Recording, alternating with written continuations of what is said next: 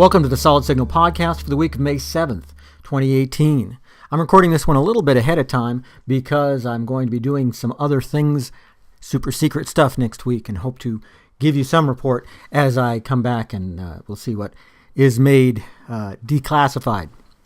Anyway, as I'm recording this podcast, a big piece of news is that T-Mobile and Sprint are looking to merge. Maybe by the time you listen to this story, things may have changed a little bit, so I apologize if this is a little bit out of date. T-Mobile and Sprint have been talking about merging for about 4 years. And over at the Solid Signal blog, I've been a little bit negative about it. A little bit negative doesn't quite go as far as it should in describing my opinions, but if you're interested, go to the Solid Signal blog and blog.solidsignal.com. Search for Sprint or T-Mobile, and you'll read some of my editorials on the subject. At any rate, I think there's a better than average chance that they might actually do it this time, pending government approval.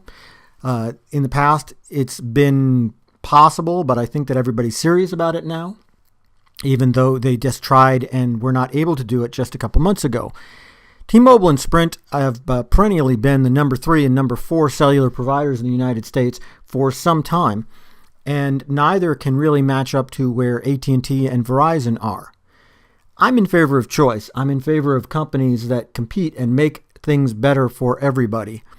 And there's no question about it that AT&T and to some extent Verizon have dominated in the wireless and entertainment space for years now. And so the question that I would have would be whether a combined T-Mobile/Sprint would be a stronger competitor against AT&T or a weaker one. My answer, and folks, this is my answer, even though I work for an AT&T dealer, my opinions are my own and do not represent those of AT&T. Thank you very much, lawyers. My opinion is it doesn't make any difference at all. Honestly, it doesn't. We're talking about the same user base with the two services combined. Maybe some people will leave as Sprint kind of tries to move away from some of its bad decisions of the past, meaning that some of its phones would become obsolete. But I don't think it's going to make a whole lot of difference. I think that T-Mobile is a strong competitor looking forward to 5G, and AT&T already has some really dominant 5G plans. I just don't see this being any more than a blip on the cellular landscape.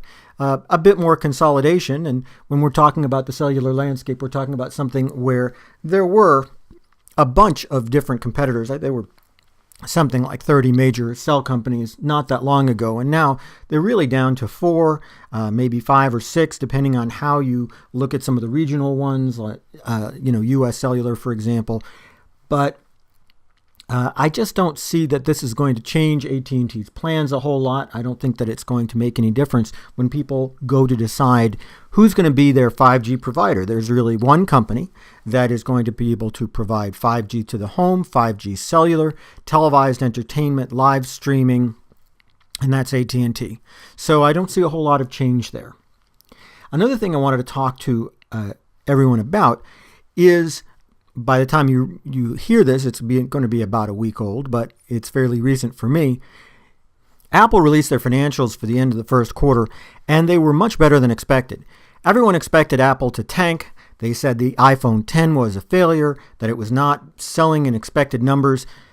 The truth is that the iPhone X did dominate sales in the first quarter, and better than expected, better than anyone could have really thought. And iPhone X has been a genuine success for Apple.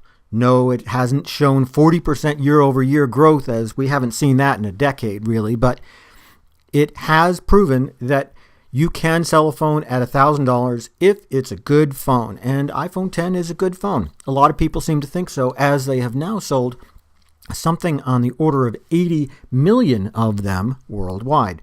That's dominant, folks. How could investment advisors have gotten it so wrong?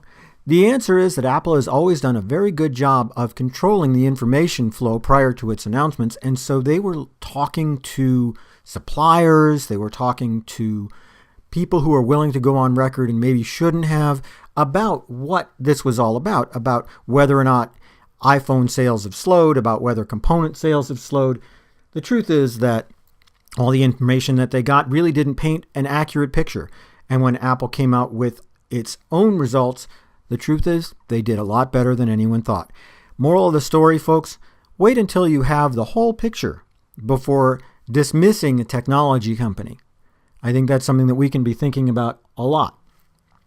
Another bit of news that I wanted to talk about is ZTE. I've been strangely obsessed with ZTE and Huawei for years now, as Chinese companies that were at one time really poised to jump into the U.S. market in a huge way, and today seem to find that their influence is waning somewhat.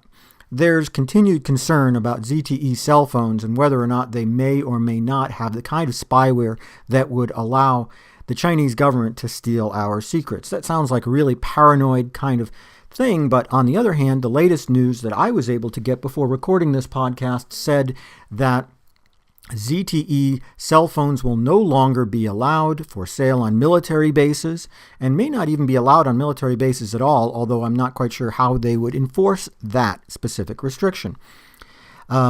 This is just another blow towards ZTE and Huawei, even though it wasn't necessarily mentioned in this particular article.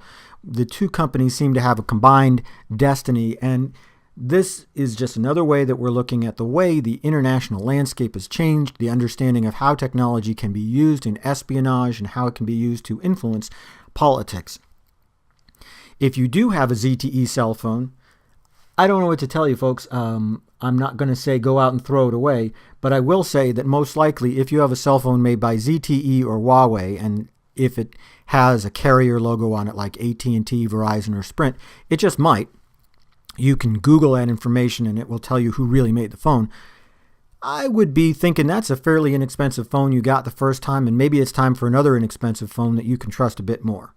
If you're looking for a new cell phone, I'm going to put in a plug for my friends over at AT&T here because you're going to find a great selection there.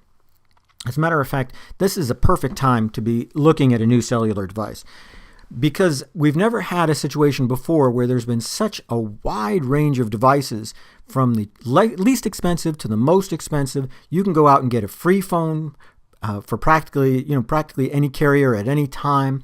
You can get a discounted phone. You can get the top line phone at a very low price now.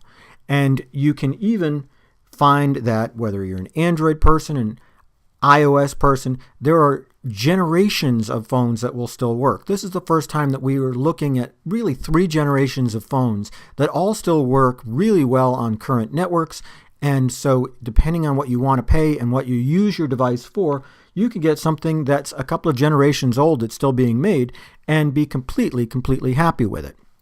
That's about it for this podcast. I realize I've gone awfully long, and I apologize for that, but that's kind of how this stuff works sometimes. You all have a great week, and I will talk to you again real soon.